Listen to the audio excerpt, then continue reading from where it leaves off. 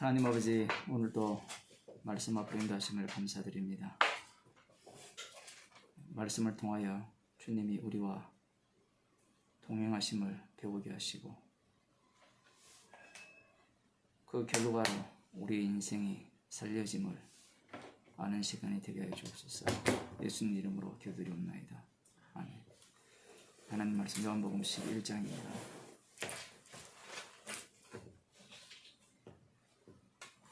어떤 병든 자가 있으니 이는 마리아와 그 형제 마르다의 촌 베다니에 사는 나사로라. 이 마리아는 향유를 주께 붓고 머리털로 주의 발을 씻기던 자요. 병든 나사로는 그의 오라비르라. 이에 그 누이들이 예수께 사람을 보내어 가로되 주여 보시옵소서, 사랑하시는 자가 병들었나이다 하니 예수께서 들으시고 가라사대 이 병은 죽을 병이 아니라 하나님의 영광을 위함이요 하나님의 아들로 이를 인하여 영광을 얻게 하려 함이라 하시더라. 예수께서 본래 마르다와 그 동생 나사로를 사랑하시더니 나사로가 병들었다함을 들으시고 그 계시던 곳에 이틀을 더 요하시고. 여기까지 보도록 하겠습니다. 앞서서 예수님께서 요단강 저편, 요한이 처음으로 세례 주던 곳에 가서 거기 거하셨습니다. 이곳이 어딘가 거리상으로 보면 나사로가 죽은 지 나흘이나 되었거든요. 예수님께서 도착하신 그 날짜가. 그리고 이틀을 더 유했으니까 이틀 더하기 이틀을 하면 뭐 4일인데, 그러면 예수님이 계신 이 요단강 쪽이죠. 세례요한이 처음 세례를 베풀던 곳이 어디냐라고 할 때는 이틀 거리 정도 된다, 이렇게 보면 됩니다. 그래서 이 베다니에서 가까운 요단강 북쪽이 아니라 갈릴리 호수 쪽이 아니라 이 남쪽, 사해 위쪽, 뭐 그쪽이라 이렇게 볼 수도 있는데 정확한 지명은, 위치는 알 수가 없습니다. 그러나 우리가 알 수 있는 것은 예수님께서 그곳에서 머무실 때 이제 어떤 소식을 듣게 되는 겁니다. 듣기 전에 이제 41절 보면 많은 사람이 왔다가 말하되 요한은 아무 표적도 행치 아니하였으나 요한이 이 사람을 가리켜 말한 것은 다 참이라 하더라. 그리하여 거기서 많은 사람이 예수를 믿으니라. 예수님을 믿는 그 바탕이 요한의 증거를 듣고 그리고 예수님이 행하신 일과 말씀을 들은 그 결과입니다. 그러니까 무작정 믿는 게 아니고, 세례 요한에 대해서 이미 그 당시에 유대인들은 선지자라고, 하나님이 보내신 자라고 인식하고 있었고, 그가 증거한 분이 예수님이고, 예수님께서 오셔서 하시는 그 일들을 보게 되면 여기에 보면 수많은 표적을 행했다. 요한은 아무 표적도 행치 않았으나 이 사람은 가르쳐 한 말은 다 참이라 했을 때 여기에는 뭔가 말이 빠진 게 있죠. 예수님은 표적을 행하셨다. 그럼 요한이 가르친 분이 누구냐라고 할 때는 오실 그리스도, 메시아라는 겁니다. 오실 메시아라고 할 때 거기에 대한 증거가 무엇이냐라고 할 때는 표적들이라는 겁니다. 표적들만 거기에 있는 것이 아니라 예수님의 말씀도 여기에 포함되어 있죠. 그래서 이들이 예수님을 믿었다. 많은 사람이 예수를 믿었다라고 얘기를 합니다. 그러면 우리는 정말 많은 사람이 예수님을 믿었구나. 사도행전에도 그런 내용이 많이 나옵니다. 많은 사람이 믿었다라고 하니까 다 믿은 줄 아는데 그런 거 아니에요. 성경 자체가 표현을 할 때 영의 말씀이잖아요. 그러니까 육에 속한 사람이 성경을 읽어서 이해되는 것은 육입니다. 지금 여기에서 이 말씀이 왜 중요하냐라고 할 때는 11장이 지금 이 믿은 사람들 중에 대표자들이죠. 그 중에 이제 인물이 마르다 마리아. 그럼 여기는 나사로도 들어갑니다. 이 정반대의 경우도 볼 수 있죠. 나사로가 죽지 않고 예를 들어 뭐 나사로가 앵벌이었는지는 모르겠어요. 여자 둘에 오빠 하나 이렇게 있었으니까 뭐 나사로가 죽지 않고 마리아가 죽든지 마르다가 죽어도 같은 경우입니다. 그 나사로가 특별히 믿음이 있었다 이렇게는 볼 수 없고요. 그 이들이 갖고 있었던 믿음이 어떤 믿음인지 그리고 최측근들 제자들 여기 보면 많은 사람이 믿었다 했잖아요.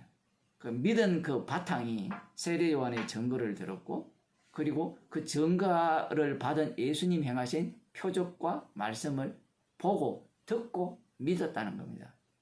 그래서 11장에 어떤 병든 자가 있으니 여기에 접속사가 있어요. 사실은 헬라어로 대라는 접속사가 있는데 뭐 여러 가지 뭐 표현을 할 수 있어요. 그런데 이 앞뒤 문맥을 보통 이렇게 이야기하거든요. 이런 접속사를 갖고 이제 사건이 바뀐다. 그렇게 설명을 하는데 바뀌지 않아요. 제가 볼 때는 그런데 그 믿은 사람들 중에 어떤 인물을 지금 등장시키는 겁니다. 그럼 이들이 믿었던 그 실체가 어떤 믿음이냐 이 얘기입니다. 어떤 믿음일까요? 눈으로 보고 손으로 만지고 귀로 들은 믿음이에요. 이것보다 더 확실한 믿음이 있습니까? 우리가 사는 세상에서 눈으로 봤다. 그것보다 확실한 게 있어요? 눈으로 본 것이 아니라 눈은 헛개비도 볼 수 있으니까 헛것도 보이잖아요. 어릴 때 생각나는데 그 형들이랑 이렇게 그 당시에는 뭐 동네에 텔레비전이 거의 없었기 때문에 있는 집이 별로 없잖아요. 그 동네도 그랬죠, 그죠? 그러면 텔레 보러 가잖아요.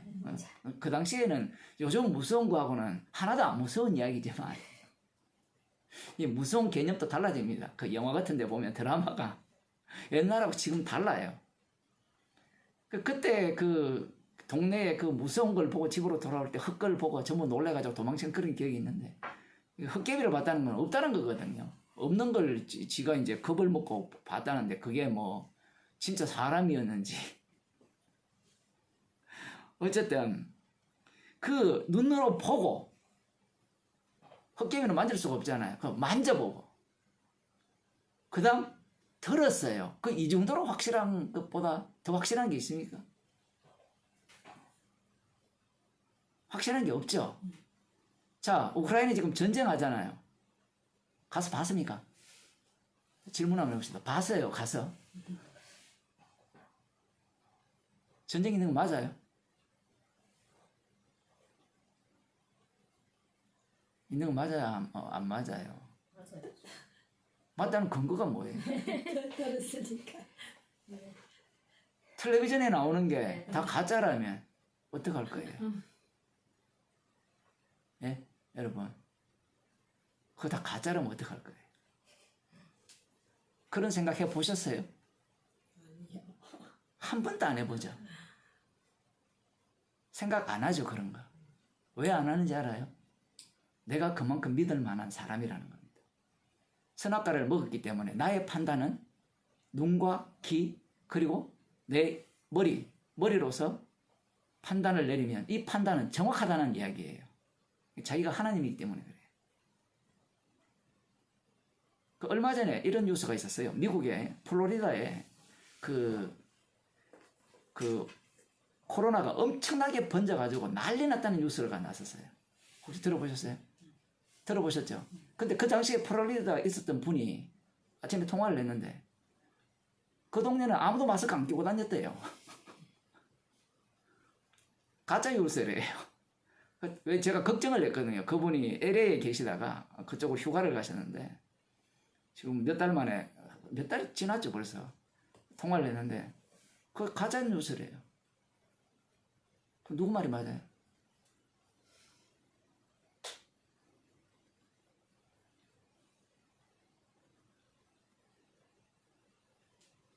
지금 이 얘기를 하는 이유가 뭔가 하면요. 우리는 눈으로 안 봐도 믿잖아요. 그죠? 근데 말씀은 죽어도 안 믿어요. 근데 말씀은요, 눈으로 봐도 안 믿겨져요.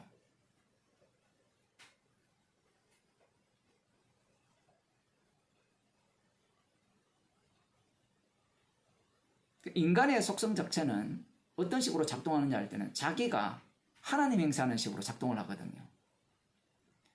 그러면 왜 믿느냐라는 겁니다. 왜 믿어요? 지금 주님께서는 우리를 영적 전쟁 가운데 투입시켰죠.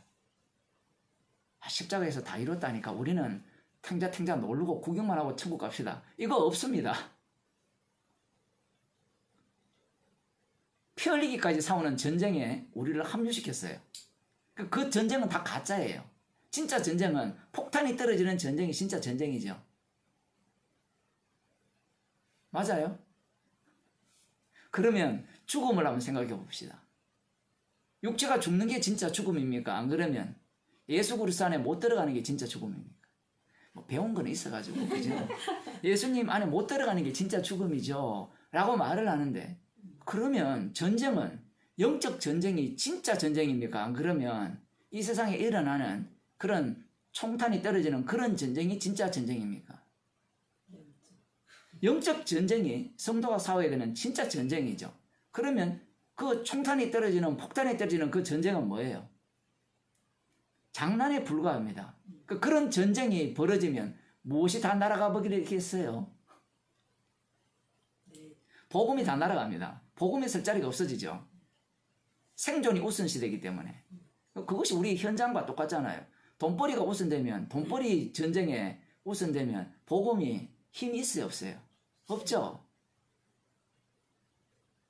왜 없습니까? 인간은 눈에 보이고 마음으로 느껴지고 손으로 잡는 거고 귀로 듣는 게 다기 때문에 그래요. 그 이상의 세계는 없습니다. 복음을 지금 한 1년 반 정도 우리가 같이 나눴잖아요. 뭐 제 설교만 들은 게 아니라 뭐 다른 분 설교도 계속 듣고 계시고. 자, 그렇게 들으면 과연 믿음이 생겨요?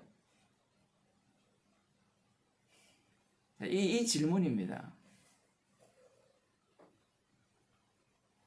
예수님 당시에 예수님을 믿는 자들은 예수님이 세례요한의 증거를 받았어요.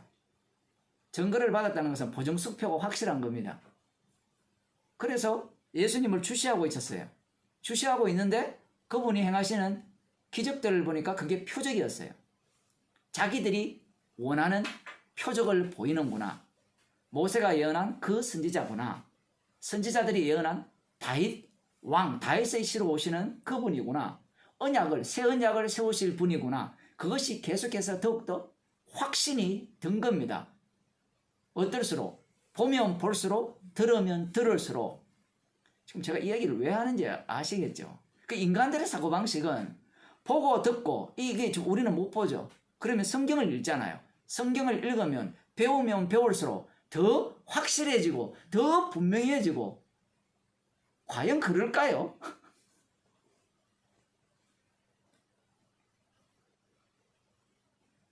그럼 나중에 시큰 배웠는데 늙으면 기억력 떨어지면 뭐 어떻게 돼요? 그 확실해진다는 것은 지식 정보가 공백이 많았는데 가득 찼다라는 의미가 강하거든요. 마치 전쟁을 우리가 언론으로만 들었는데 직접 가보니까 확실한 전쟁이 맞구나.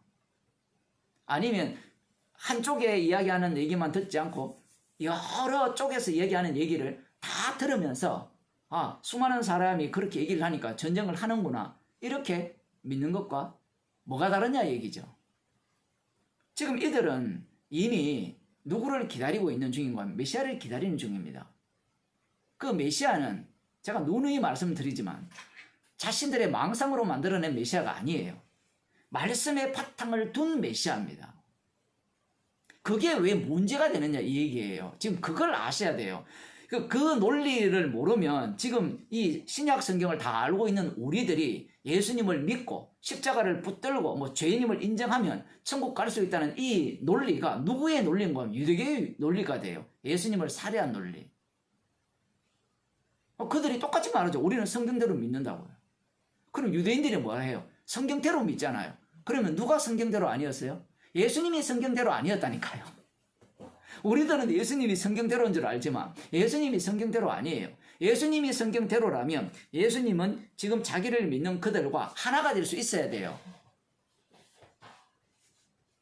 분명히 선지자들이 예언한 메시아 왕국은 시온산을 중심으로 다윗성을 중심으로 이루어지는 그 나라예요. 실제로 칼과 창을 가진 나라라고요. 다윗 왕국이 칼창이 있었잖아요. 없었어요? 있었어요? 있었죠. 있는 거 맞죠? 그게 사실 맞죠? 근데 그 창칼로 나라를 세웠습니까? 솔로몬이 그걸 착각했죠. 나중에 어떻게 합니까? 혼인 정책으로 국가 간의 혼인 정책을 통해서 온갖 우상을 다 끌어오면서 힘을 더욱더 부강하게 하잖아요. 그러니 아들대에 가자 말자 개판돼 버린 거죠. 그 다윗 왕이 싸운 그 전쟁을 어떤 전쟁으로 보느냐라고 할 때는 영적 전쟁으로 보지 않고 육적 전쟁으로 보는 겁니다. 창과 칼의 싸움으로 보는 거예요. 왜 갑자기 영적 전쟁이라는 표현이 나옵니까? 구약에는 그런 게 없지 않습니까? 왜 없어요? 여호와 이름의 전쟁이거든요. 여호와의 이름의 전쟁은 창과 칼로 싸우는 전쟁입니까? 안 그러면 언약궤로 싸우는 전쟁입니까? 이게 말이 안 되는 게 뭔가 하면 언약궤로 싸우는 전쟁 같으면 더 이상 창칼을 안 써야 되거든요. 안 써야 되는데 창칼을 다 쓰게 하면서 하시는 말씀이 이것은 창과 칼의 싸움이 아니다라고 이야기를 하는 거예요. 그러니 육에 속한 자들은 헷갈리는 게 아니고 우리가 여호와 이름을 전쟁을 하더라도 필요한 건 창과 칼이다. 강력한 무기다. 군사력이다. 다윗도 그런 의식이 강해요. 구약의 인물이 그림자이기 때문에 그 다윗은 나는 아니요를 갖고 오실 분은 입니다라는 것을 증거하는 그림자거든요. 그러한 어떤 모습을 보여줍니다. 지금 이들이 많은 사람들이 예수님을 믿는다 했을 때 자료가 충분합니다. 안 믿을 이유가 없어요. 그리고 이것은 구약과 비교해 봐도 부족함이 없는 거고요. 자, 여기에서 좀 더 수준 높은 인물들이 등장합니다. 믿음의 고차원이죠. 그게 마르다, 마리아예요. 뒤에 예수님과의 대화를 보면 내가 부활이요 생명이요 다 믿어요. 그 요한복음 5장에서 내가 인자됨을 인하여 심판하는 권세를 주셨다. 내가 내 양을 위하여 목숨을 버린다. 뭐 그런 얘기부터 내가 참 목자고 너희들은 양이다. 양은 내 음성을 듣고 따른다. 지금 이들이 예수님의 양임을 스스로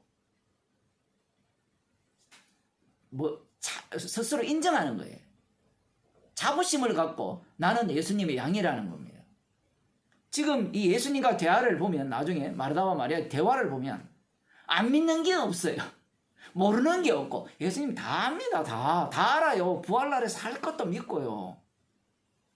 예수님은 살아서 믿는 자는 지금 부활한다. 그거는 안 믿었잖아요. 그건 안 믿은 게 아니고요. 못 믿는 거예요. 그 전까지는 믿었어요. 언제까지? 나사로가 죽기 전까지는 믿은 거예요.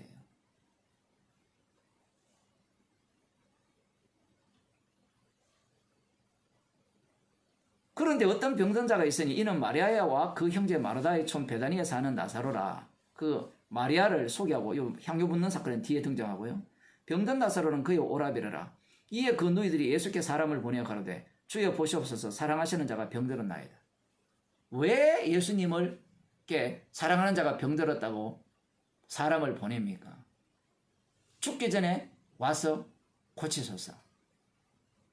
그러면 우리는 또 이들보다 믿음이 더 좋아가지고 죽어도 주님이 살릴 수 있으니까 와서 살려주세요. 그게 같은 이야기예요. 그렇게 믿음이 있어도 그 믿음은 가짜입니다. 왜 가짜냐라고 할 때는 앞서 제가 얼핏 언급했지만 죽음의 개념이 달라요. 산다는 개념이 다르다고. 지금 요한복음 3장에 니고데모가 왔잖아요.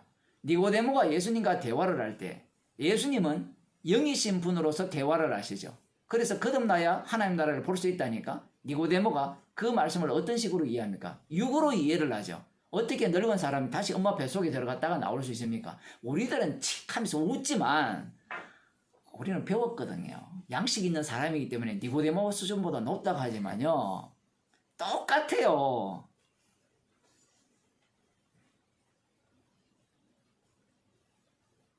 그걸 다 육으로밖에 해석이 안 되는 겁니다. 그러면 영어로 해석한다는 사람들은 거듭남, 제3의 비밀, 그 구원파가 소개하는 그건 뭐예요? 아, 예수님이 십자가에서 다 이루었다. 더 이상 우리는 죄인이 아니다. 그러니 우리는 천국 백성이다. 그러니 그 다음 뭐예요? 천국 백성 됐으면 내 마음대로 살면 되잖아요. 근데 그게 왜 문제가 돼요? 구원이라는 자체가 인간이 소망하는 바거든요. 내가 원하는 바를 이 십자가에서 다 이루셔서 주신 그것을 덜렁 받아먹는 게 구원파거든요. 그게 왜 문제가 되냐라고 할 때는 그게 유대교예요. 내가 원하는 메시아였어요. 그런데 예수님은 원하지 않는 메시아였죠. 원하지 않는 메시아니까 죽여버리죠. 그런데 오늘날 기독교는 자기가 원하는 예수잖아요. 내가 원한 구세주. 그걸 덜렁 받아먹는 겁니다. 받아먹기 전에 먼저 죽여야 되거든요.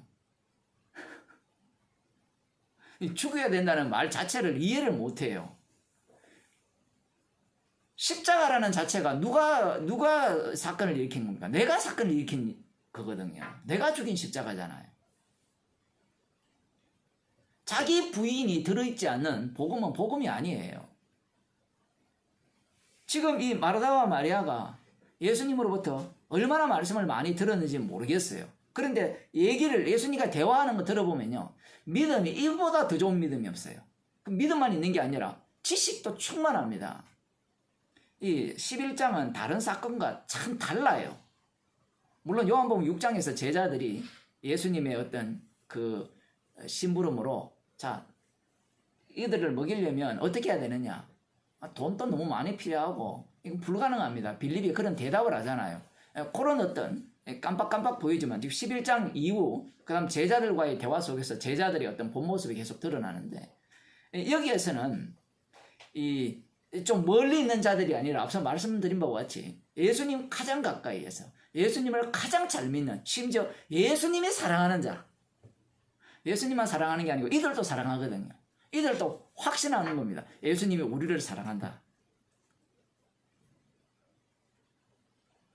그 정도 되면 예수님을 제대로 알아야 되지 않느냐. 우리는 그런 생각을 갖게 되지만 그건 우리 생각이에요. 사건을 일으켜버리죠. 나사로를 주님이 병들게 해서 죽여버립니다. 병들게 한 것만 해도 지금 문제가 되는데 아니 예수님이 우리를 사랑한다면 마르다 마리아가 생각했을 거 아니에요. 우리를 사랑하는 거 맞죠? 그 사랑하는 자는 어떻게 해야 돼요? 죽여야 돼요? 살려야 돼요? 살려야 되죠. 창세기 백날 읽어도 소용없다니까요. 사랑하는 이삭을 바치라면 그건 아브라함 이야기고요. 나는 아니요. 이 얘기거든요. 논리가. 지금 이게 왜 중요한가 하면 아브라함 이야기를 하면 이삭을 하면 이삭은 예수님을 이야기하기 때문에 그거는 예수님을 통해서 우리를 구원하는 일이니까 나는 살아야 돼. 내가 할 일은 아니야. 이래 들어가거든요. 그걸 박살내는 겁니다. 지금 요한복음 11장이. 성경 자체가 우리를 구원하기 위한 말씀이 아니에요. 십자가를 전가하기 위한 말씀이거든요. 그럼 십자가를 전가하기 위한 말씀이면 십자가의 은혜를 입은 모든 자들은 어느 세계로 투입됩니까? 십자가 사건 속으로 투입되죠.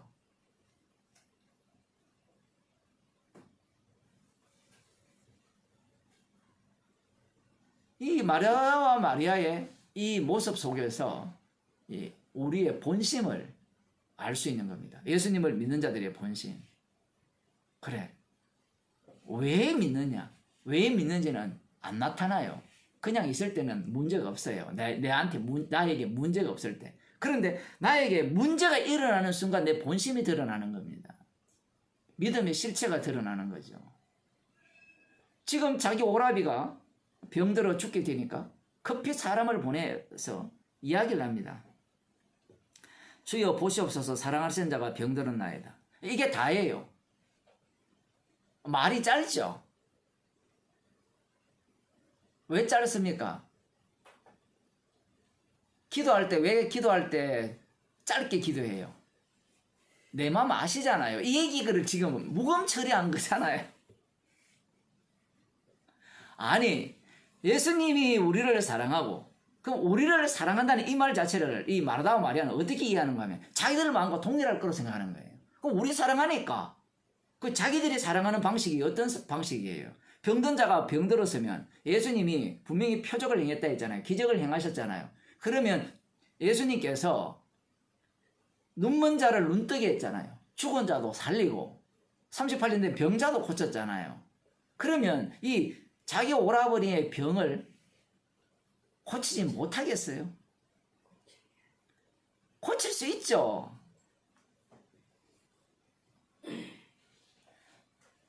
조금 더 우리가 적극적으로 한번 더 해석해 봅시다. 앞서서 요한복음 10장에서 9장에서 어떤 사건이 있었어요? 그 소경의 눈을 뜨게 했죠. 그죠? 그게 성전에서 일어난 사건 아닙니까? 그럼 배단위가 얼마 안 되거든요. 한 3, 4km밖에 안 되니까 예수님이 하시는 그 정보를 다 갖고 있을 거 아니에요. 행하신 정보를 다 갖고 있는 그 상태에서 어떻게 되었어요? 소경이 눈 떴죠? 눈 뜬 걸 어떻게 해석해요? 아, 병자였는데 눈을 뜨게 했구나. 그게 하나님께 영광이구나. 아, 보는 자들은 보지 못하게 하고 보지 못한 자는 보게 했구나. 주님이 심판주가 맞구나. 이게 관람이에요, 관람. 그 심판주의 개념 자체가 자기들 쪽에서 다 해석을 한 겁니다. 그러면 그 눈먼 자가 눈을 떴잖아요. 그러면 그 인생이 이 땅에서 볼 때 괜찮아진 거잖아요. 건강해진 거잖아요. 그죠? 그게 맞아요. 주님 쪽에서는 어떻게 돼요? 심판 속에서의 구원이니까 너는 죽었다가 되죠. 목사님 그런 식으로 해석하면 안 되잖아요. 이런 식으로 해석을 할 수밖에 없죠. 왜냐하면 육으로 난 것은 육이고 영으로 난 것은 영이잖아요. 니고데모가 왜 말귀를 못 알아듣습니까? 예수님의 말씀 모두를 다 육의 차원에서 해석을 하잖아요. 육의 차원이라는 것은 다른 것이 아니라 자기 중심으로 모든 것을 이해하는 방식으로 해석을 하는 거거든요. 눈먼 자를 눈뜨게 한 그 사건을 십자가 사건으로 본다면 눈뜨게 된 자는 주님과 함께 십자가에 못 박혀 죽은 거예요. 그 산 자는 이제 그가 아니에요. 이거 백날 이야기해도 안 먹혀요, 사람들에게. 이제는 내가 산 것이 아니라 내 안에 그리스도께서 사시다라고 아무리 이야기해도 요한복음 9장에서 그걸 어떻게 끄집어냅니까? 그러니까 육인 거예요. 예수님 눈에는 그렇게 보이고요. 예수님에 의해서 구원받은 자들은 그렇게 보이는 겁니다. 문제는 이 마르다와 마리아는 듣기만 들었죠. 옆에서. 제자들도 마찬가지예요. 듣기만 들은 거예요. 사실 이 모습이 진짜 믿음의 모습인데 우리 주님이 우리와 동행하기 때문에 우리는 어떤 자여야 되는 거면 마르다 마리아예요. 우리는 그 이상을 못 벗어나요. 우리가 만일에 마르다 마리아를 뛰어넘어서 주님을 믿습니다 하면 예수님이 동행할 필요가 없어요. 그래서 믿음이라는 것은 나는 아니오라는 게 들어간 믿음. 그게 믿음이거든요. 문제는 지금 마르다와 마리아는 나는 아니오가 없어요. 나를 긍정시키면서 그 믿음을 자기가 소유하고 있는 겁니다. 자기 중심이에요. 지금 많은 사람이 예수님을 믿는 이유도 자기를 빼지 않는 거예요. 자기를 집어넣고 믿음을 갖고 있으니까 지금 자기가 사랑하는 오라비가 병들어 죽게 되니까 사람을 보내어서 말도 짧아요. 사랑하는 자가 병들어나니까. 사랑하는 자가 병들었으면 당장 어떻게 해야 돼요? 고쳐야 되죠.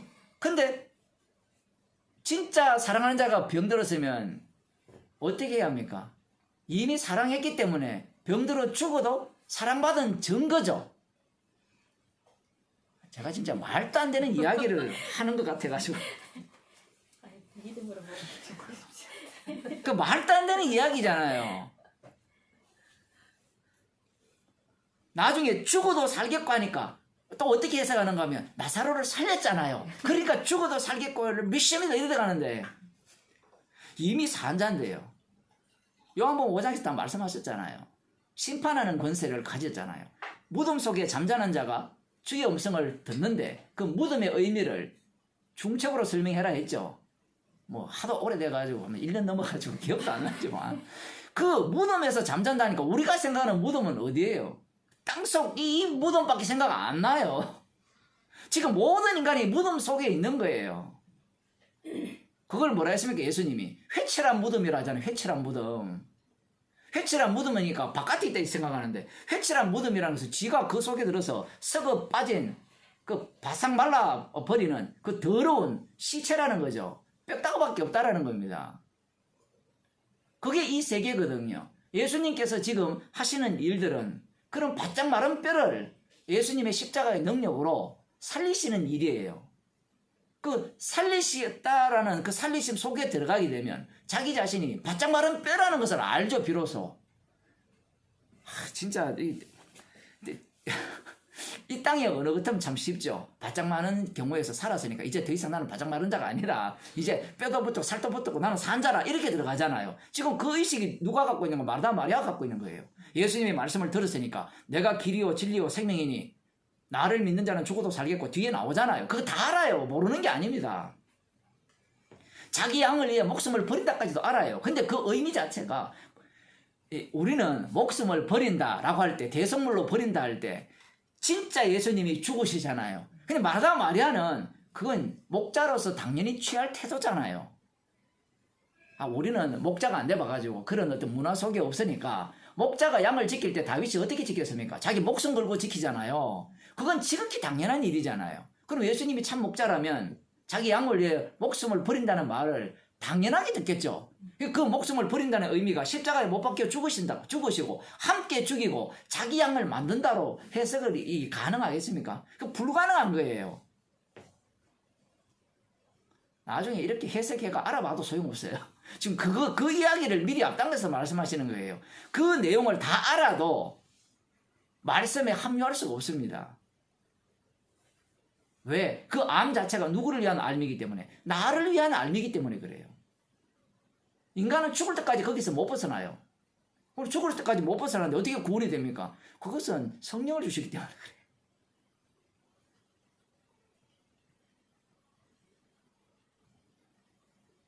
아무리 예수님의 말씀을 가까이서 듣고 손으로 만지고 이 눈으로 보고 그리고 그냥 그 인물만 본 게 아니라 그분이 하신 일을 다 체험을 했어요. 옆에서 간접 체험이죠. 그러면 또 직접 체험을 해야 된다.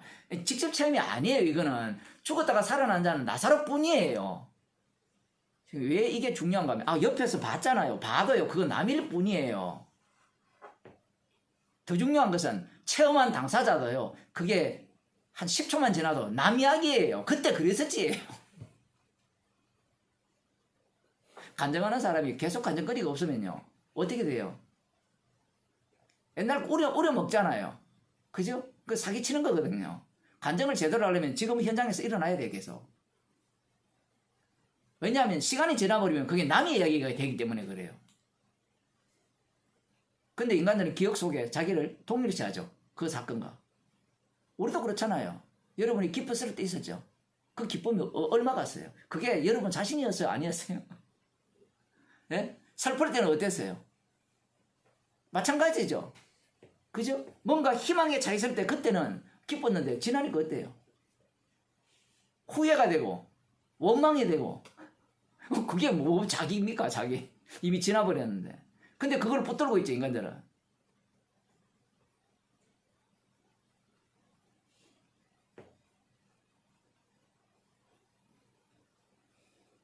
눈으로 보고 귀로 듣고 뭐 직접 자기가 처음 해도 안 돼요. 그게 누가복음에 나오잖아요. 문둥병자 고침을 받아도요. 지갈 길 가요.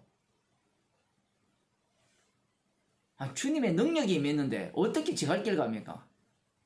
지금 주님의 능력이 임하지 않는 곳이 있어요? 단지 그건 샘플이잖아요. 우리의 모든 인생을 주님이 십자가의 피능력으로 이끄시는 인생이잖아요.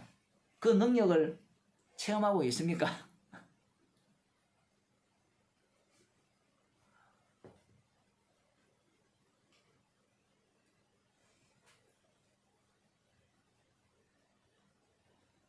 구약 성경을 보겠습니다. 열왕기하 19장 히스기야 왕이 나오는 대목인데 그 18장에 보면 이 북이스라엘이 아수르에 의해서 멸망당하는 사건이 나옵니다. 왜 멸망당하느냐? 언약을 배반했기 때문이라는 거예요.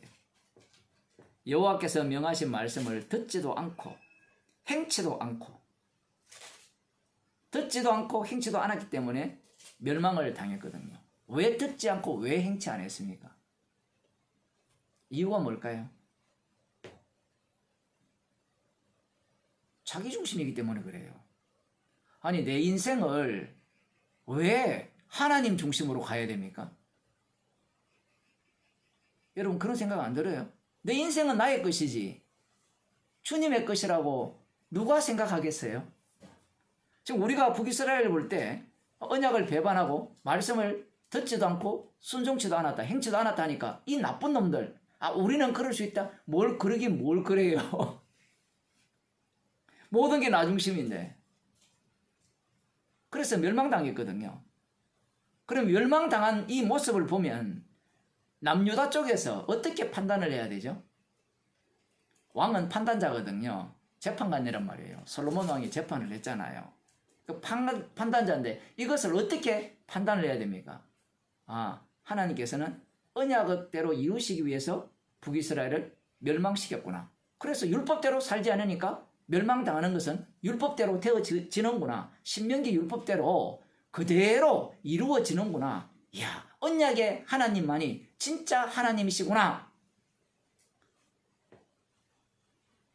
그러면 그 다음 어떻게 해야 되죠? 남유다 쪽에 있는 왕은 만일에 자기들도 이 아수르 군대가 쳐들어오면 어떻게 해야 됩니까? 원인을 어디에 찾아야 돼요? 지금 이 싸움이 영적 전쟁입니까? 육적 전쟁입니까? 앞서서 말씀드렸잖아요. 영적 전쟁이죠. 여호와 이름의 전쟁이에요. 이스라엘은 처음부터 끝까지 여호와 이름의 전쟁입니다. 언약궤를 앞장 세운 전쟁이에요. 피가 덮인 세계, 죄가 없어서 승리하는 세계가 아니고 그 죄를 용서받은 자들이 승리하는 세계예요. 히스기야 왕이 지금 왕으로서 남유다를 다스리고 있는데 그 아수르 왕이 산헤립이 이 남유다의 견고한 성들을 다 쳐버렸습니다. 이제 거의 남은 것은 예루살렘 성뿐이에요. 그러면 우리 히스기야 왕 괜찮은 왕 아닙니까? 그죠? 기도해가지고 하룻밤에 18만 5천 명의 그 아수르 군인을 몰살시키는 그 놀라운 믿음의 소유자잖아요. 근데 그 전에 그 믿음이 있는지 없는지를 봐야 돼요. 믿음 눈꼬만큼도 없습니다. 우리는 관람자이기 때문에 저기 쳐들어오면 우리가 죄인 중에 개수니까 우리가 죄인이니까 회개해야 된다. 왕이 해야 될 일은 그 일이거든요. 자기를 담보물로 내놓아야 돼요. 희생물로. 그게 나중에 다윗 왕이 그 사무엘하 24장에 그 아라우나의 타자마장에서 대제사장 역할을 해버리거든요. 대제사장 역할을 한다는 것은 우리가 볼 때는 뭔가 대제사장이 직을 뺏어서 지가 권세를 행사하고자 하는 그 얘기가 아니라 희생물이 되는 겁니다. 왕이. 그걸 어떻게 그렇게 해석합니까? 예수님이 왕이시잖아요. 왕이 희생물이 되셨잖아요. 대제사장으로서. 그걸 보여주기 위한 왕이거든요. 이스라엘 왕은. 근데 히스기야 왕이 이 아수르 군대가 견고한 성들을 남유다의 견고한 성들을 다 쳐버리니까 두렵잖아요. 그 두려우면 어떻게 해야 되죠? 히스기야 왕 마음이 우리의 마음 아니겠어요? 그 러시아 군대가 예를 들어 우리가 우크라이나에 있으면 폭탄 막 떨어지고 그러면 두려워요, 안 두려워요? 두려우면 그 지금 말씀이 있잖아요, 이들 가운데. 그러면 폭탄 떨어지면 그 다음 뭐가 돼야 돼요? 당연히 죽어 마땅하구나, 감사합니다, 이래 나와야 되는데 감사가 안 나오고 힘에는 무엇으로 해야 돼요? 힘으로 붙는 겁니다. 그게 현실 아니에요? 힘에는 힘으로 붙는 게 인간들의 그 마음이잖아요. 그래서 지금 히스기야 왕이 무릎을 꿇습니다. 우리가 알기로는 하나님께 먼저 무릎을 꿇었다고 생각하는데 아니에요. 이 아수르 왕에게 먼저 무릎을 꿇죠. 14절에 유다왕 히스기야가 라기스로 보내어 아수르 왕에게 이르되 내가 범죄하였나이다. 누구한테 범죄했어요? 지금 범죄한 상대가 누굽니까? 이게 이 다윗이 그 나단 선지자가 찾아왔을 때 그 시편에 보면 나는 누구께만 범죄했다 했어요. 주께만 범죄했다 했거든요. 하나님께만 범죄했다 했거든요. 그것과 정반대의 모습을 보입니다. 사람에게 범죄했다 하면 사람을 다스리는 왕이 되죠. 그러면 인정을 받는 왕이잖아요. 우리 왕이 저렇게 훌륭하구나. 지금 이 히스기야 왕이 힘을 소유한 그 아수르 군대가 자기의 경관성을 다 쳐버리니까 그에게 뭐라고 하는 겁니까? 내가 잘못했습니다. 제가 범죄하였습니다. 우리가 볼 때는 지극히 정상적이잖아요. 힘이 강한 자에게 나를 치려고 할 때 무릎을 꿇어야 되잖아요. 내가 잘못했다라고. 근데 이 상대를 어디로 두고 만일에 주님 저는 죽음 마땅하고요. 주님께 제가 잘못했습니다. 범죄했습니다. 이래 나오면 상대가 뭐라 했어요? 이 미친놈이라고 이야기하지 않겠어요? 성도의 싸움이 지금 이런 싸움을 하고 있거든요. 말도 안 되는 싸움을 하고 있는데 이 히스기야 왕이 말이 되는 행동을 보여줍니다. 먼저. 그 다음에 나중에 말이 안 되는 싸움을 보여주거든요. 차후에. 히스기야 왕이 이 여호수아 전쟁을 모를까요? 알죠? 출애굽을 알까요? 모를까요? 알아요. 그러면 다윗 왕이 겪었던 그 모든 일들을 알아요? 몰라요? 알죠? 사울 왕을 패하고 다윗을 세운 일도 다 알죠? 그 알미 이 자기 눈앞에 펼쳐진 이 군사적 위력 앞에 소용이 있어요? 없어요? 없습니다. 그럼 왜 무릎을 꿇어요? 왜 범죄했다고 합니까? 지 살기 위해서예요. 지금 지 살기 위해서 이 얘기를 하는 겁니다. 나중에요. 이사야 선지자를 통해서 기도해달라 하거든요. 마찬가지예요. 왜 기도해달라는가? 지 살기 위해서. 그게 어디에서 뽀록 납니까? 아수르 군대가 물러간 난 뒤에 기도하잖아요. 자기가 병들어 죽게 되었을 때. 그러면서 자기가 잘한 일을 막 내세웁니다. 내가 하나님 앞에 얼마나 헌신을 했고 봉사를 했고 기도를 했는지 그것을 기억해서 살려달라는 거예요. 살려주니까 어떻게 합니까? 지 뽐내잖아요. 아수르 군대가 자기를 치러 왔으면 죄인으로 드러나면서 범죄하였습니다. 언약대로 이루어서서 북이스라엘의 멸망을 봤어요. 근데 봐도 그런 식으로 수용을 못해요. 이건 불가능합니다. 인간으로서는. 근데 인간은 그 불가능성도 이루어내거든요. 이게 할 때는 인간들은 지가 신이기 때문에 말씀대로 자기가 살아내려는 그런 능력도 보입니다. 그렇다고 해서 믿음이 아니에요. 지금 히스기야 자체가 남유다의 왕으로서 보여야 될 일은 언약적 왕이죠. 그 다윗 왕과 같은 모습을 보여야 되죠. 주께 범죄했다라고 나와야 되는데 힘 있는 자에게 범죄했다라고 고백하면서 무엇을 엉망으로 만드는지 한번 보세요. 나를 떠나 돌아가소서. 왕이 내게 지우시는 것을 내가 당하리이다. 그래서 조공을 바치라면 다 바치겠습니다. 요구하는 액수만큼 드리겠습니다. 거래를 하는 거예요. 거래를 하는데 아수르 왕이 곧 은 300달란트와 금 30달란트를 정하여 유다 왕 히스기야로 내게 한지라. 들어주죠. 들어주니까 히스기야의 기도가 성공했습니까? 안 했습니까? 성공했죠. 들어주니까. 내가 범죄한다니까. 그러면서 어디를 박살냅니까? 여호와의 전과 왕궁 곳간에 있는 은을 다 주었고, 여호와의 전에 있는 그 은들은 여호와의 전을 위한 거거든요. 제사장과 관련된 그 일, 그와 관련된 성전을 위해서 쓸 것들을 누구한테 줍니까? 그러니까 성전에 계신 여호와의 이름은 아무런 힘을 발휘 못한다는 이야기입니다. 그들 눈에는 지금 아수르의 군대에 의해서 멸망당하고 그 유대의 견고한 성들이 이렇게 부서지고 파괴당하는 그 모든 것들이 여호와의 이름의 능력이라고는 생각하지 않는 거예요.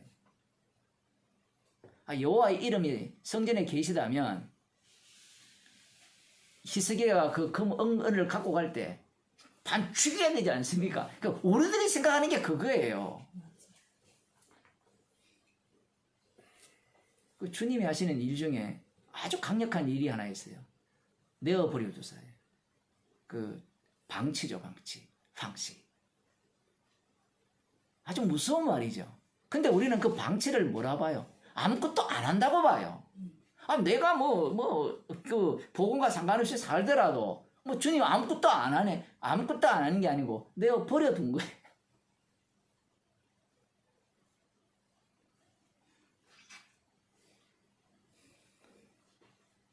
지금 적극적으로 여호와 이름이 일을 하고 계시는 자리거든요. 지금 이 자리가 아수르가 쳐들어왔다는 자체가 말씀대로 가잖아요. 여호와 이름은. 그러면 그 여호와 이름의 능력을 보아야 되는데 그게 보입니까? 자기가 왕인데. 그러니 성전에 있는 그 은을 다 줍니다. 여기 보면 특별히 16절에 또 그때에 유다왕 히스기야가 여호와의 전 문에 금과 자기가 모든 기둥에 입힌 금을 벗겨 모두 아수르 왕에게 주었더라. 그러니까 성전에 금을 다시 다 도금을 했는데 그까지 다 다시 벗겨가지고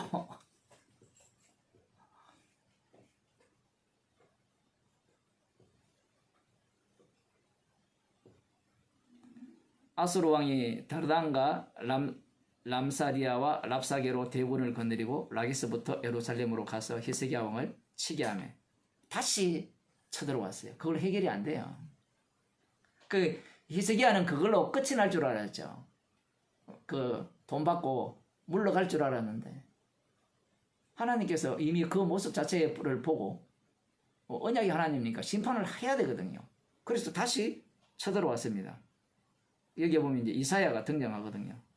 임못 수도 곁 그 세탁자의 밭에 있는 큰 길에 이르러 그 이사야서에 나오는 내용입니다.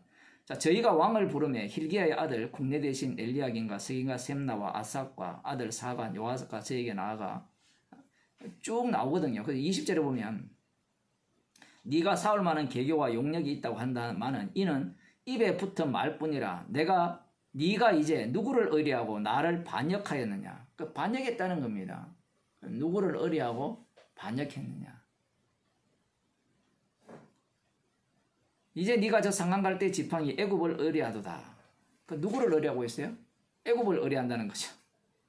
사람이 그것을 의지하면 그 손에 찔려 들어갈지라.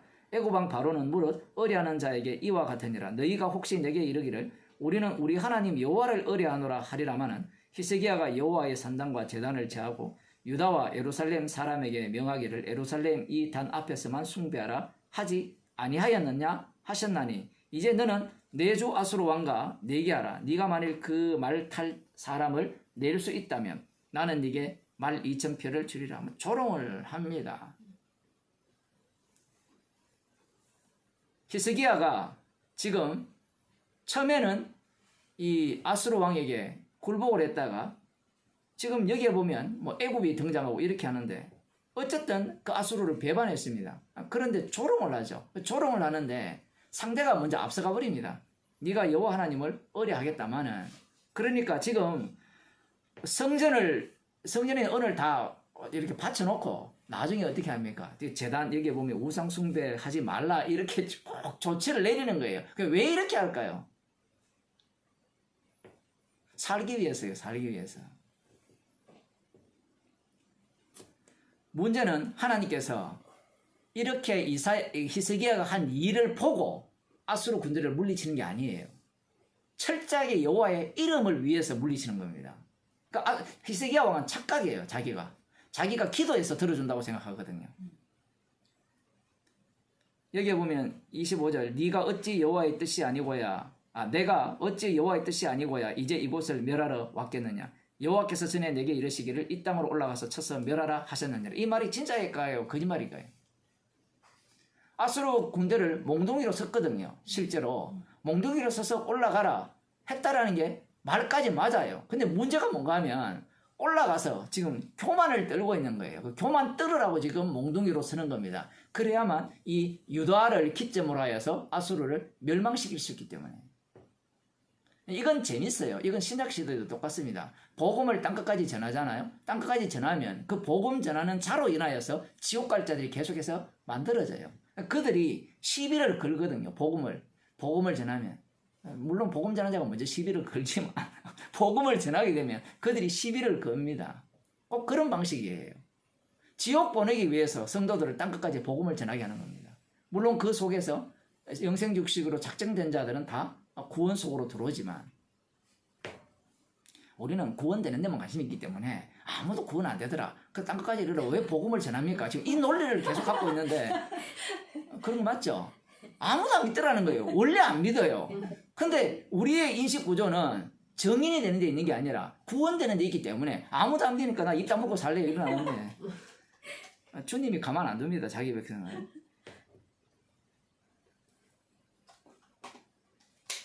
그러니까 이렇게 조롱을 하니까 그 히스기야의 말을 듣지 말라 이렇게 하니까 지금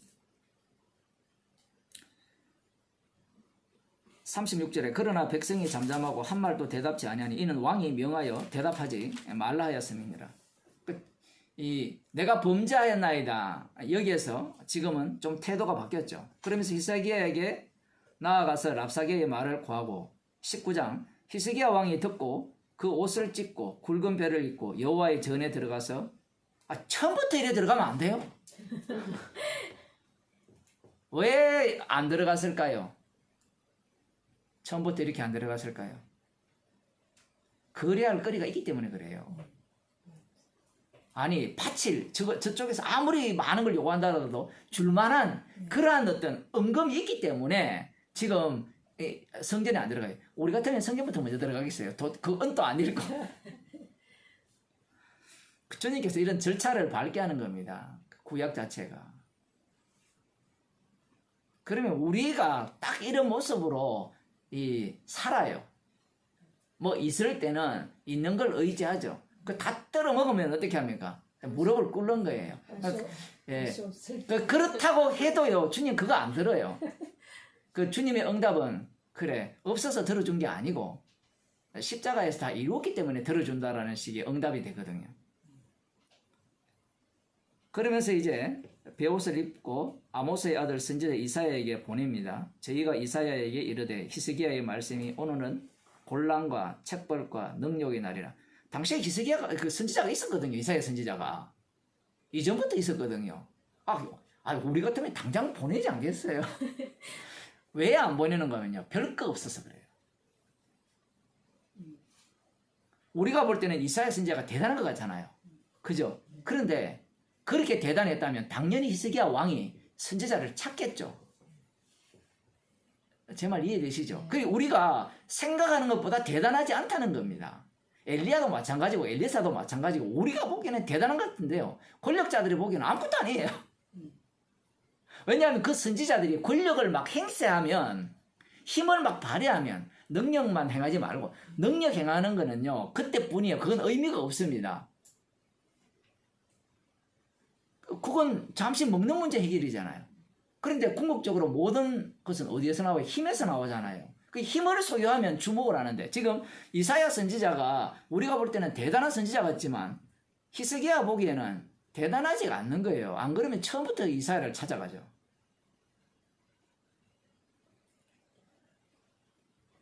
어쨌든 이사야에게 기도해달라. 여기 4절에 보면 참 독특하게 말합니다. 랍사게가 그 주 아수르 왕의 보냄을 받고 와서 사신 하나님을 해방하였으니 당신의 하나님 여호와께서 혹시 저의 말을 들으셨을지라.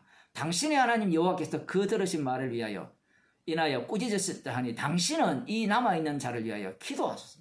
완전히 이사야와 자기를 구분해서 당신의 하나님, 당신의 하나님. 이런 표현들이 그냥 나온 게 아니에요. 처음에는 자기 힘으로 해결하다가 안 되니까 이제 이사야의 하나님이라고 인정이 되니까 이제 당신의 하나님이 들어줄 것이다. 그래서 이 남아있는 자를 위하여 기도해달라. 이렇게 부탁을 하죠. 이 남은 자 사상이 이제 나중에 바벨론 포로로 가는 남은 자가 되고 예수님 당시에 남은 자가 되는 겁니다. 어쨌든 이와 같이 히스기야 왕의 신복이 이사야에게 나아가니 이사야가 저에게 이르되 너희는 너희 주에게 이렇게 보아라. 여호와의 말씀이 너는 아수르 왕의 신복에게 들은 바 나를 영욕하는 말을 인하여 두려워하지 말라. 내가 한 영을 저희 속에 두어 저로 풍문을 듣고 그 본국으로 돌아가게 하고 또 그 본국에서 저로 칼에 죽게 하리라 하셨느니라. 이렇게 나오죠. 자, 이렇게 이야기하니까 마치 히스기야가 자기 요청을 하나님이 들어줬다 이런 식의 해석이 될 수밖에 없는 겁니다. 그런데 지금 하나님께서 이것을 왜 이렇게 돌아가게 하겠느냐 이미 결정이 났어요. 근데 14절에 보면 히스기야가 사자의 손에서 편지를 받아보고 여호와의 전에 올라가서 그 편지를 여호와 앞에 펴놓고 그 앞에서 기도하여 가로되 그룹들 위에 계신 이스라엘의 하나님 여호와여 주는 천하 만국에 홀로 계시고 쭉 이렇게 기도하는 겁니다. 그런데 아모스의 아들 이사야가 히스기야에게 이렇게 말합니다. 하나님께서 네 기도를 내게 기도하는 것을 들었다고 하죠. 들었다고. 이 들었다라는 이런 말 자체가 지금 히스기야 왕에게는 다르게 들리는 거예요. 다르게.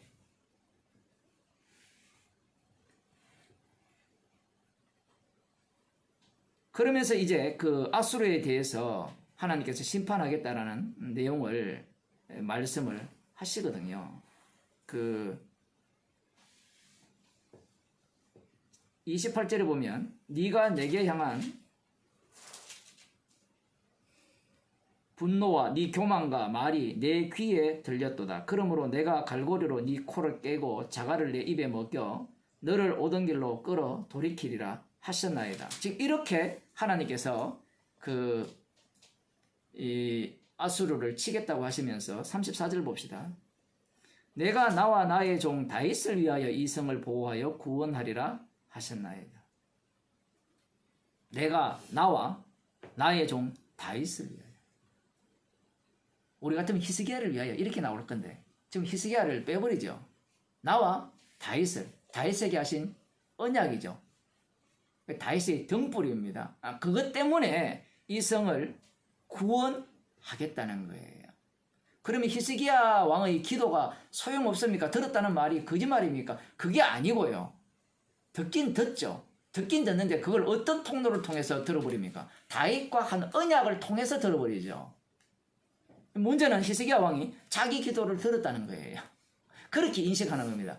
결국 하루아침에 18만 5천 명의 군사들이 다 천사들에 의해서 죽임을 당합니다. 그리고 또 쫓겨가죠. 자, 문제는 지금 히스기야 왕이 그때에 한번 봅시다. 20절. 19장 35절 보면 이 밤에 여호와의 사자가 나와서 아수르 진에서 군사 18만 5천을 친지라. 아침에 일찍 일어나 보니 다 송장이 되었더라. 자, 이렇게 하면 우리들은 어떤 인식을 해야 되느냐 할 때 하나님께서 언약대로 하신다는 거예요. 언약대로 하시는 방식이 양쪽을 다 쳐버리죠. 유다도 쳐버리고 그 교만한 아수르도 쳐버립니다. 그게 언약적 하나님이에요. 그런데 이 혜택을 받은 유다는 우리는 살았다고 생각하는 거예요. 하필 그때 히스기야 왕이 병들어 죽게 되었어요. 그래서 선지자 이사야가 저에게 와서 여호와의 말씀이 너는 집을 처치하라. 이사야서에서는 유언하라 이렇게 나오거든요. 네가 죽고 살지 못하리라 하셨나이다. 누구의 말씀이에요? 하나님의 말씀이죠. 네. 하나님의 말씀이면 죽어야 돼요? 살아야 돼요? 죽어야 되죠. 근데 히스기야가 어떻게 합니까? 살아야 됩니다. 기도하기 시작하는 거예요. 자기의 온갖 그 공로를 이사야서에 그렇게 나오거든요. 2절에 보면 히스기야가 낯을 벽으로 향하고 여호와께 기도하여 가로되 여호와여 구하오니 내가 진실과 진심으로 주 앞에 행하며 주의 보시기에 선하게 행한 것을 기억하옵소서. 뭐 선하게 한 게 뭐가 있어요? 뭐 산당들을 좀 없앤 거? 원래 인간은요 자기가 잘한 것밖에 기억 못해요. 맞아요. 못한 거는 기억 못하거든요. 교인들도 똑같아요. 자기가 한 것만 기억해요. 못한 거는 기억도 안 하고요. 안 한 거는 아예 기억도 안 하고요. 모든 인간들이 다 그래요. 히스기야도 뭐 별방 다르지 않습니다. 심히 통곡하니까 하나님께서 들어주십니다. 기도를. 듣고 낫게 하셨죠. 그래서 해를 뒤로 10도 물리면서 15년을 더 살게 해줍니다. 해주니까 히스기야가 어떻게 합니까? 나 살았다 그러면서 자랑하죠. 그래서 결국 이 모든 그 바벨론의 사자들에게 보인 그 모든 것들이 바벨론으로 끌려갈 것이다. 그 이후에 이제 그 므낫세 왕이 등장하는데 그 왕의 악함으로 해서 확정이 되어버립니다. 그 므낫세 왕 이후에 요시아가 등장하거든요. 요시아도 대단한 사람이잖아요. 요시아의 개혁하면 뭐 교회에서 가장 돋보이는 개혁인데 요시아의 개혁의 특징이 뭔가 하면요. 개혁해도 망한다는 이야기예요. 왜냐하면 이스라엘 자체가 망하기 위해서 만들어졌기 때문에. 그게 망하지 않기 위해서 개혁해야 한다는 게 오늘날 교회가 개혁주의가 주장하는 바거든요. 망하지 않으려면 개혁해야 된다. 아니에요. 개혁해도 망한다는 겁니다. 그게 이제 보여주는 내용인데 그래서 히스기야 왕이 지금 눈으로 목격을 했잖아요. 목격을 해도 그게 나 중심으로 그 사건들을 들여다보니까 언약 중심으로 보면 하나님이 너 죽는다 하면 아멘하면 될 일을 나 살아야 됩니다. 나중에 기도하는 거 보면 뭐 온갖 이야기를 다 하거든요. 이사야 한번 봅시다. 이사야 38장 10절을 보면 그 기도 내용이 나오거든요. 9절부터 보면 유다왕 히스기야가 병들었다가 그 병이 나을 때에 기록한 글이 이러하니라. 내가 말하기를 내가 중년의 음부의 문에 들어가고 연연을 빼앗기게 되리라 하였도다. 내가 또 말하기를 내가 다시는 여호와를 배우지 못하리니 생존 세계에서 다시는 여호와를 배우지 못하겠고 내가 세상 거민 중에서 한 사람도 다시는 보지 못하리라 하였도다. 나의 거처는 목자의 장막을 그런같이 나를 떠나 옮겼고 쭉 나오거든요. 16절에 보면 주여 사람이 사는 것이 이에 있고 내 심령의 생명도 온전히 거기 있사오니 원컨대 나를 치료하시며 나를 살려주옵소서. 이 나를 살려주옵소서라는 건 나. 그 왕을 세우신 이유는 언약을 살리기 위함이거든요. 그래서 하나님이 히스기야를 살려줍니다. 살려주시는 목적이 뭐예요? 언약을 살리기 위해서 그래요. 그러면 유다, 그 이스라엘은 어떻게 돼야 되죠? 남유다는 멸망당해야 되는 겁니다. 눈으로 봐도 자기 쪽에서 해석할 수 있는 그 해석의 여지 속에서만 해석이 되는 거예요. 지금 아수르 군대를 물리친 것이 여호와의 이름을 위한 거잖아요. 그럼 어떻게 물리쳤습니까? 라고 물으면 그 성전이죠. 그 언약궤가 이전에 여호수아가 가나안 땅을 정복할 때 언약궤를 앞장서고서 전쟁을 했잖아요. 그 전쟁의 방식을 지금 고스란히 여기에 덮어놓은 거거든요. 덮어놓으면 이 당시에 예를 들어 히스기야가 죽으리라 하면 죽으면 되는데 자기는 살아야 된다는 그런 논리를 계속 펴는 이유가 뭐냐라고 할 때는 알아도 소용없다는 겁니다. 알아도 소용없다는 거예요. 지금 그 히스기야 왕의 문제가 이 다윗 왕의 전쟁을 오해를 했기 때문에 그래요. 알려줘도 안 돼요. 제가 사무엘상 17장을 보면 우리들이 잘 아는 그 다윗과 골리앗의 전쟁이 나오는데 이 사무엘상 17장이 참 좀 재밌는 게 뭔가 하면요. 사무엘상 16장에 보면 사무엘 선지자를 통해서 그 다윗을 이새의 아들 다윗에게 기름을 붓죠. 기름을 부었을 때 13절 보세요. 16장 13절. 사무엘이 기름불을 취하여 그 형제 중에서 그에게 부었더니 이날 이후로 다윗이 여호와의 신에게 크게 감동되니라. 사무엘이 떠나서 라마로 가니라. 지금 여기에 보면 그 이새의 아들들이 다 여기에 같이 있어요. 같이 있는 중에 사무엘이 다윗에게 기름을 붓죠. 그럼 하나님 신이 감동되었잖아요. 그 감동되었으면 눈에 확 띌까요? 안 띌까요? 이게 재밌어요. 나중에 어떤 일이 발생하는가 하면 그 다음에 무엇과 교체 작업이 일어나는가 하면 사울에게서는 하나님 신이 떠나면서 악신이 임합니다. 그런 중에 어떤 그 신하가 그 아이디어를 내는데 수금 잘 타는 사람을 데려와서 수금을 키면 악신이 떠나갈 것이다. 이런 이야기를 해요. 이건 또 무슨 이야기냐? 이 성경 들어가면 어려워요. 그 당시에 그런 생각을 갖는 겁니다. 그 중에 한 어떤 사람이 저기에 베들레헴에 한 아이가 있는데 한 소년이 있는데 그가 수금을 너무 잘 치는데 양치는 사람인데 근데 그 사람을 어떻게 소개하는가 하면 18절에 보면 수금을 탈 줄을 알고 호기와 무용과 구변이 있는 준수한 자라. 완전히 뭐 팔방미인이죠. 여기에 이 무용이 뛰어나다라는 내용이 이미 담겨 있어요. 그런데 17장에 넘어가면 블레셋과의 전쟁에서 이 다윗이 심부름을 하거든요. 그 사울 왕을 마치 처음 보는 것처럼 보는 겁니다. 지금 성경 자체를 보면. 그러니까 어떻게 이게 가능하냐 하면 왕의 위치와 신하의 위치니까 분명히 이 다윗을 병기 잡는 자로 삼았다 이런 내용이 나오거든요. 그러면 우리는 알 거라 생각하는데 몰라요. 원래 밑에 있는 사람은 위에 있는 사람이 누군지 알죠. 그럼 위에 있는 사람, 밑에 있는 사람은 잘 몰라요. 자, 더 재밌는 것은 그 앞부분에 다윗이 어떤 말을 하는가 하면 26절에 보면 다윗이 곁에 섰던 사람들에게 말하여 가로되 이 블레셋 사람을 죽여 이스라엘의 치욕을 제하는 사람에게는 어떠한 대우를 하겠느냐. 이 할례 없는 블레셋 사람이 누구 가운데 사시는 하나님의 군대를 모욕하겠느냐.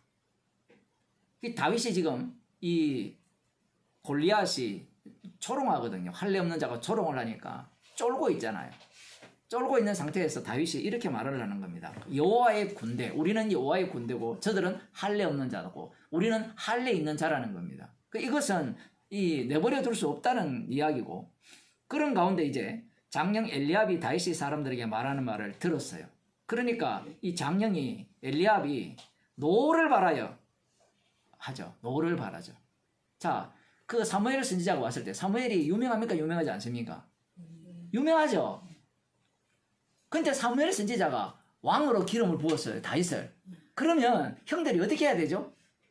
하나님 신이 임했다 했잖아요. 그러면 다윗을 인정해야 돼요? 안 해야 돼요? 해야 되죠. 근데 왜 안 합니까? 이런 게 궁금 안 해요? 성경을 읽으면서? 안 읽으니까 궁금 안 하시는데. 왜냐하면 앞뒤 보면 다 같이 있는 자리에서 다윗에게 기름을 부었거든요. 기름을 부은다는 것은 이 사무엘이 하나님의 지시를 받아서 기름을 부은 거고 그 내용에 대해서 내막에 대해서 알고 있습니다. 그리고 하나님의 신이 임했다는 내용도 나오잖아요. 그러면 뭔가 달라졌다는 것이 보이는데 형들에게는 그것이 달라져도 달라진 게 아닙니다. 그냥 막내일 뿐이에요. 마치 그 가족 중에 누가 목사가 되면 그 목사가 돼도 그냥 아무것도 아니에요. 뭐 네 동생이지. 좀 비유가 안 맞지만 지금 이 다윗을 기름 부었다면 형들이 인정을 해줘야 되잖아요. 인정 하나도 하지 않습니다. 완전히 개무시하죠. 오히려 화를 내죠. 네가 어찌하여 이리로 내려왔느냐. 들에 있는 몇 양을 네게 맡겼느냐. 나는 네 교만과 네 마음의 완악함을 아노니 네가 전쟁을 구경하러 왔느라. 교만하고 완악하다. 왜 교만하고 완악합니까? 저 기름 부음 받더만 사왕에게 가서 수금도 켜고 이 상황 자체가 이상하게 가잖아요. 근데 수금 켜면 뭐 그 왕하고 살아야 되는데 또 안 그래요. 다시 양치로 가는 겁니다. 지금 성경이 좀 이상하게 기록되어 있는데 그런 거예요. 그냥 잠시 필요할 때 간 거예요.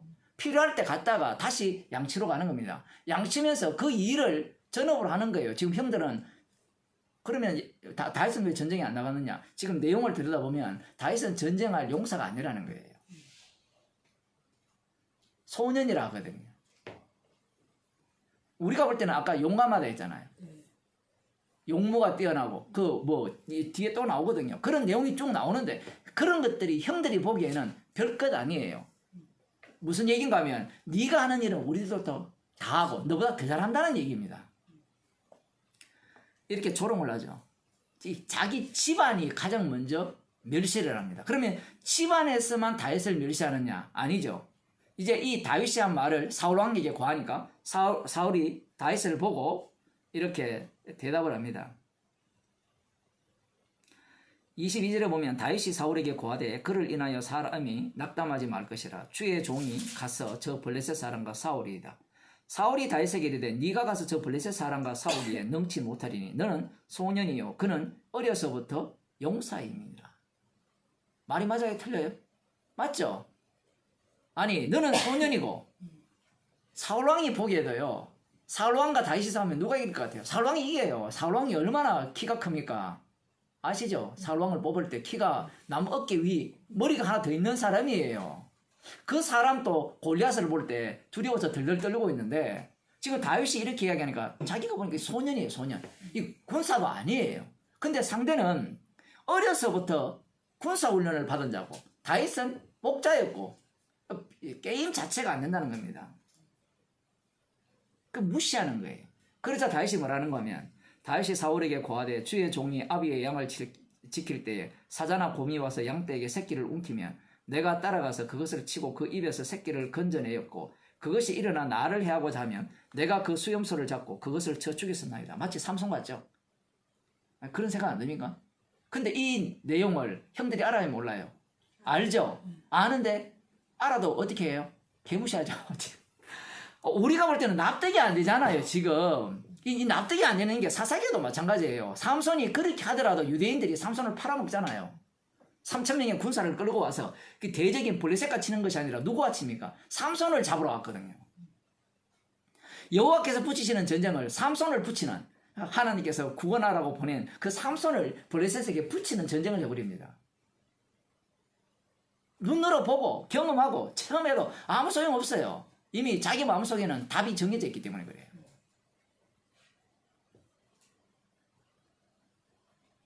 그 인간은요 믿을 걸 정해놨어요. 정해놓고 믿을 거면 믿어요. 그 정치를 보면 제일 재밌는 게 그래요. 자기가 믿고자 하는 바만 믿어요. 남 얘기는 치고도 안 듣거든요. 그게 정치만 그런 게 아니고 우리가 평소 살아가는 게 그래요.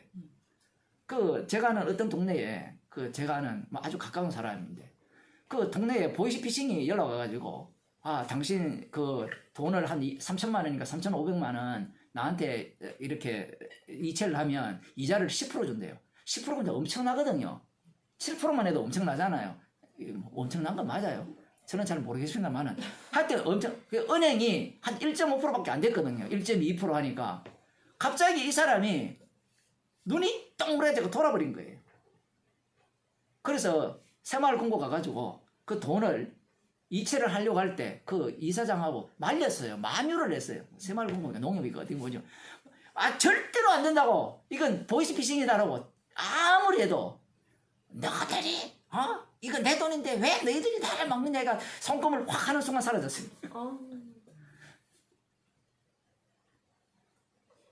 뭐 남 이야기도 돼서 다 자기가 이야기해놓고 그분 얼굴을 제가 알거든요. 예. 자기가 믿고자 하는 대로 믿는 거예요. 남들이 아무리 객관적인 사실을 이야기해도 이거는 보이스피싱이 맞다. 아무리 이야기해도 안 믿거든요. 근데 그게 그 사람이 참 어리석네. 우리는요 그 부분에 대해서는 안 속지만 다른 부분은 또 내가 아는 대로 속아요. 다윗을 지금 이렇게 보는 이유가 객관적 사실이 있어도 기름 부음이 있어도 그들 눈에는 질투의 대상이죠. 어떻게 보면 질투의 대상이고 무시할 대상이죠. 저런 놈이 무슨 왕이 돼. 이 와가지고 자기들과 비교해도 형들도 대단했잖아요. 사무엘이 기름 부으려 했으니까. 그러니까 이들도 장대하고 사은꾼이란 말입니다. 그 자기들에 비해서 다윗은 별거 아닌 거예요. 우리가 볼 때는 사자의 입에서 이런 걸 찢어서 건져냈다니까 야 다윗이 대단하네 하지만 그럼 형들은 왜 대단하다고 생각 안 했을까요? 이런 게 참 이상한 거예요. 그들 눈에는 그렇게 해봤자 별거 아니라는 겁니다. 여러분 18만 5천 명을 죽였거든요. 그 다음 왕이 모나세스인데 그 다음 같으면 어떻게 할까요? 얼마 지나지 않았거든요. 그러면 뭐 15년 이상 20년 30년 지나면 하루만 지나도 옛날 이야기니까 그런 것들은 다 옛날 이야기예요. 내가 따라가서 그것을 치고 그 입에서 새끼를 건져내고 쭉 나오죠. 36절 주의 종이 사자와 곰도 쳤은즉 사시는 하나님의 군대를 모욕하니 할례 없는 블레셋 사람이리까 그가 그 짐승의 하나와 같이 되리이다. 또 가로되 여호와께서 나를 사자의 발톱과 곰의 발톱에서 건져내셨은즉 나를 이 블레셋 사람의 손에서도 건져내시리이다. 지금 이 얘기를 하는 이유가 뭔가 하면 지금 다윗은 어린 소년 다윗은 이 싸움이 이 싸움뿐만 아니라 양떼를 칠 때도 그 양떼를 치면서 그 양들을 보호할 때 공과 사자의 발톱에서 자기를 구원한 것이 누구란 말입니까? 여호와 하나님이라는 거예요. 그러면 자기가 힘이 세어서 이겼다는 말입니까? 여호와 하나님이 구원하셔서 이겼다는 말이에요. 구원하셔서 이겼다는 얘기거든요. 지금 논리가 물맷돌 갖고 싸우잖아요. 그러면 사람들이 저봐 물맷돌의 명수가 아니냐. 사사기에 보면요 물맷돌 명수가 한둘이가 아니에요. 당시에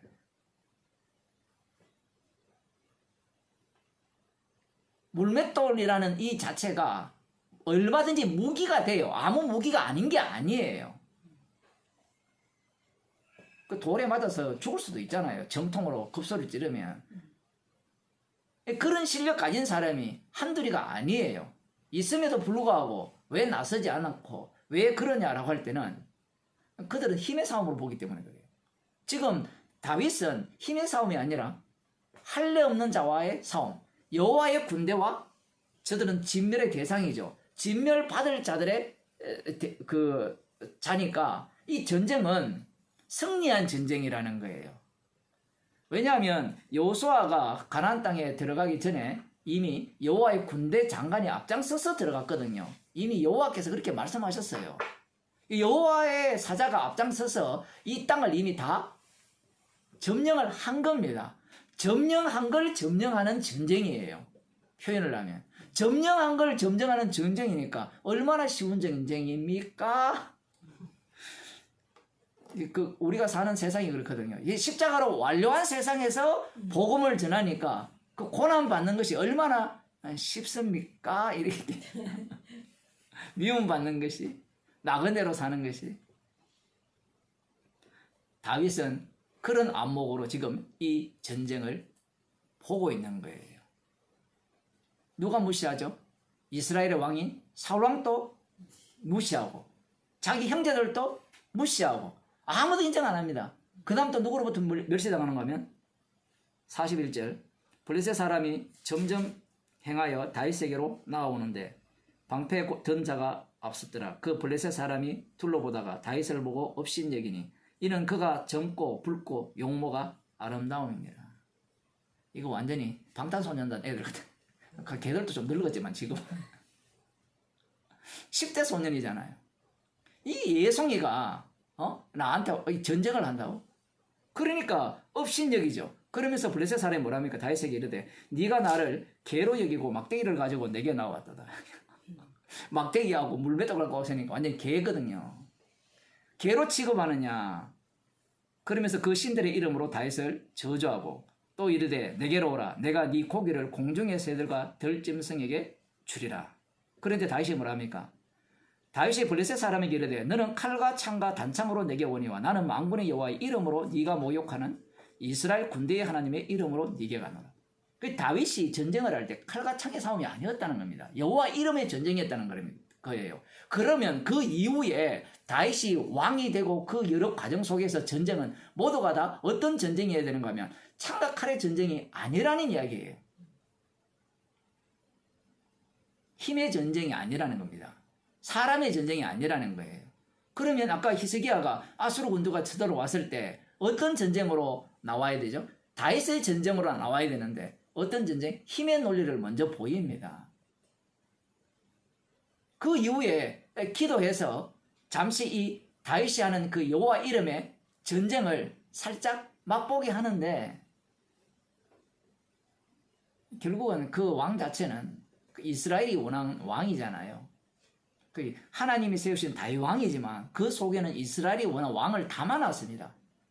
그러면서 장차 오실 예수 그리스도 진짜 왕 되시는 분을 증강과 동시에 이 왕은 아니오를 동시에 보여주기 위한 왕이기 때문에 히스기야는 결국은 기도를 누구를 위해 합니까? 나를 위해 하죠. 왕은 누구를 위해 기도를 해야 되죠? 자기 백성을 위해서 기도를 해야 되는 위치거든요. 자기가 희생 제물이 돼야 돼요. 그러면 기도해서 이스라엘을 구원했으면 나 죽어도 좋네요. 이래 나와야 되는데 그렇지 않죠. 지금 이 말씀을 보게 되면 눈으로 확인하고 경험하고 체험한 모든 것들이 아무 소용없어요. 아무 소용없는데 예수님 당시에 이스라엘 백성들 그들은 이것이 소용있게 됩니다. 어떻게 소용있냐 할 때는 그 과정들 그들은 그걸 안 믿었잖아요. 그러면 히스기야의 잘못을 알잖아요. 그리고 다윗 왕의 그 다윗의 싸움 그 전쟁 방식도 알고 있잖아요. 그러면 우리는 믿어야 된다는 겁니다. 제대로 된 믿음을 갖고 있어야 된다는 게 이들의 요지예요. 자, 예수님이 오셔서 아버지께서 일하시니 내가 일한다. 그것도 믿거든요. 누가 마리아와 마르다가. 그걸 믿어요. 그 제대로 된 믿음을 갖고 있는 상태에서 죽어도 산다는 까지도 믿어요. 근데 그게 과연 믿음이냐라는 것이 지금 그 오라비가 죽음으로 말미암아 그 실체가 드러나는 겁니다. 그 믿음의 모든 중심은 누구에게로 집중되어 있는 거면 자기에게로 집중되어 있는 거예요.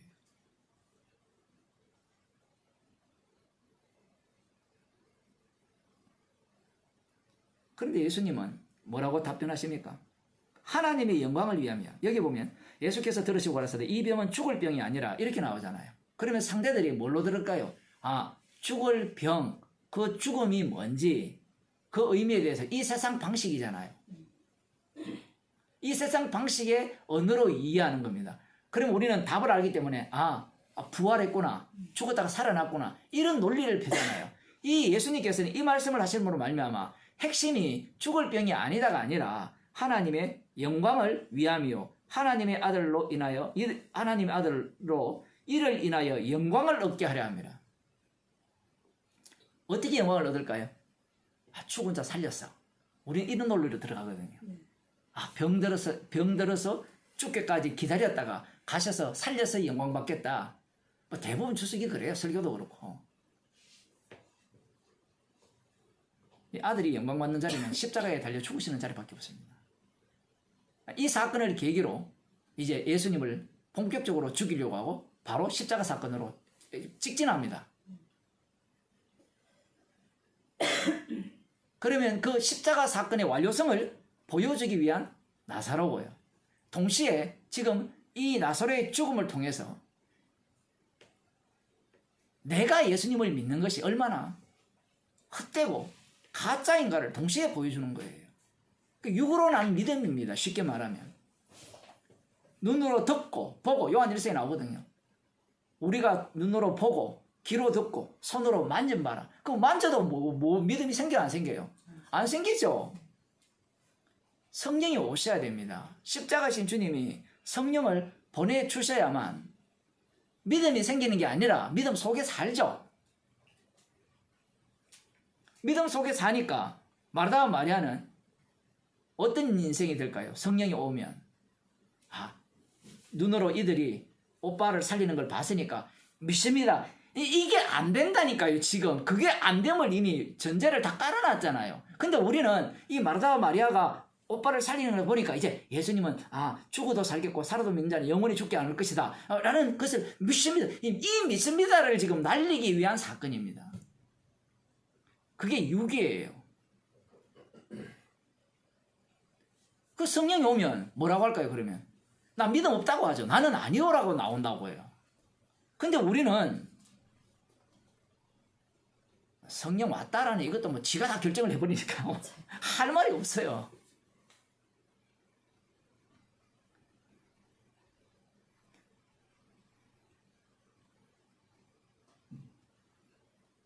이것은 왜 중요한가 하면 이후에 성령을 주신 이후에 복음이 전파되잖아요. 복음이 전파되면 똑같이 어떤 자들이 계속 나타나느냐라고 할 때는 이 마르다와 마리아 같은 인물들이 등장합니다. 지금 마르다와 마리아는 가짜 믿음으로 드러나죠. 이 가짜 믿음을 통해서 진짜 믿음의 세계 속에 들어가 있다는 것을 보여주는 거지만 이후에 나타나는 자들은 이런 가짜 믿음을 갖고 있는 자들이 나타난다는 겁니다. 그것도 하나님께 영광이 돼요. 왜냐하면 십자가의 능력은 지옥 보낼 자들은 지옥 보내시기 때문에 그래요. 천국만 보내는 게 능력이 아니에요. 그것만 영광이 아니고 이 두 요소가 합쳐져야 아버지께 영광이 되고 아들이 영광을 받는 겁니다. 그게 주의 자리예요. 심판주의 자리. 제가 심판주라고 자꾸 표현하니까 왜 심판주냐라고 할 때는 구원주도 심판주 속에 구원이 되거든요. 심판 속에 구원이 되기 때문에 예수님은 생명의 주도 되고 심판의 주도 되지 않습니까? 라고 할 때 그 말도 맞긴 맞는데 생명의 주와 심판주를 따로따로 놔버리면 우리는 어디에 자리 잡으려고 하는가 하면 심판조는 빼고 생명의 주에 줄 서려고 하잖아요. 근데 심판조 안에 생명조가 담겨 있어요. 심판 속의 구원이니까.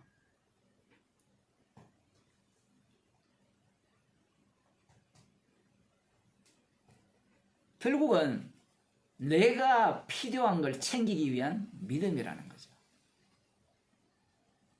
그럼 우리는 성령 받았기 때문에 이렇게 안 삽니까? 라고 물으신다면 뭐 안 살기는 뭐 안 살아요.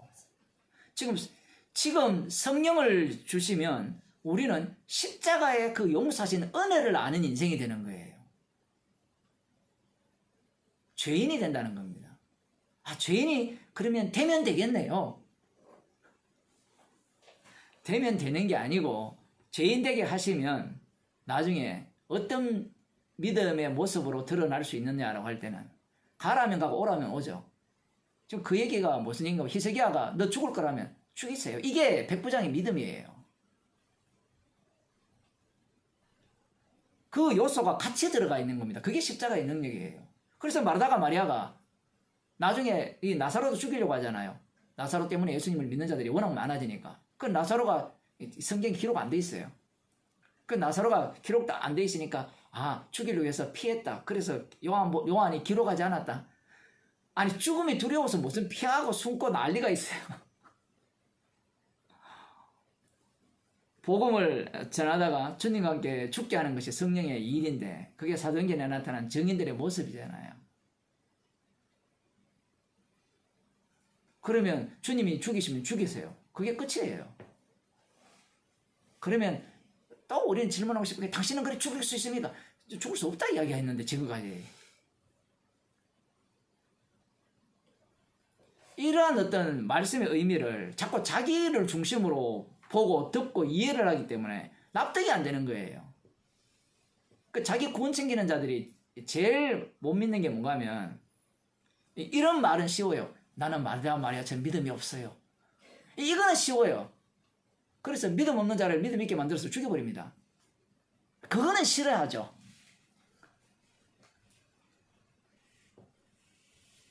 성도는 주인이 바뀌었죠.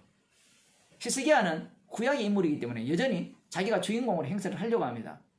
그러나 성도는 성령이 임했기 때문에 나는 아니요. 내 안에 사신 예수 그리스도가 주님임을 증거하는 인생이죠. 그 예수 그리스도의 십자가이신 예수님이 주님이심을 증거하는 인생이라면 우리는 우리가 살아가는 인생 모두가 다 죄인으로 드러나야 되는 겁니다.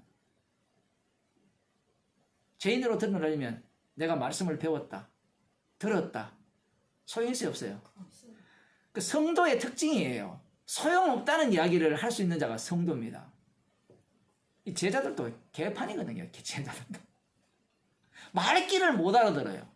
나사로가 잔다니까. 아니 그것도 못 알아들어. 지금 죽은 걸 잔다라고 하는데 죽은 게 아니고 잔다니까요. 예수님 쪽에서는 하도 못 알아들으니까 죽었다라고 표현하는 거예요.